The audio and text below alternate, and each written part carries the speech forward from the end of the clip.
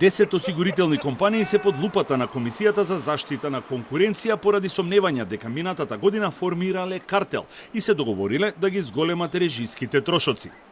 Станува збор за одлуката на осигурителните компании од април минатата година меѓу двата изборни круга, со која ја поскапеа премијата за 15%, што резултираше со дополнителни трошоци за граѓаните и до 1200 денари при регистрирање на возилата. Во соопштението на Комисијата стои дека има докази прибрани во увид во канцелариите на осигурителните компании, како и докази прибрани од нивната меѓусебна комуникација.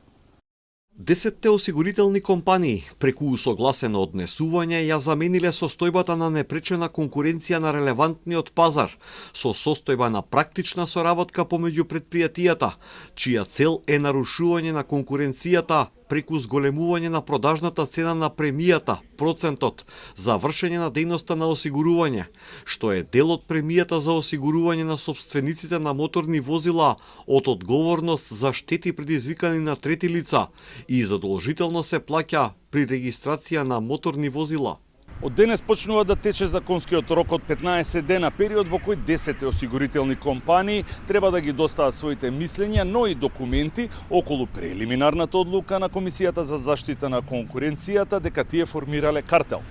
Потоа, Комисијата ќе донесе конечен извештај во кој што ќе биде ставена и одлуката околу глобата, која што може да биде најмногу до 10% од остварениот годишен промет. И на оваа одлука осигурителните компании имаат право на жалба, а потоа целиот предмет оди во судска постапка.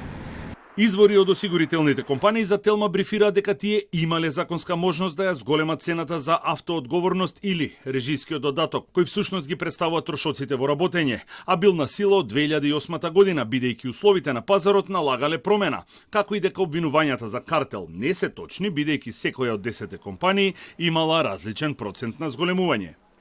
Одлуката на осигурителните компании на барање на Министерство за финансии на седница на влада беше укината и беа воведени лимити на трошоците, а потоа беше доставена и пријава до Комисијата за заштита на конкуренција.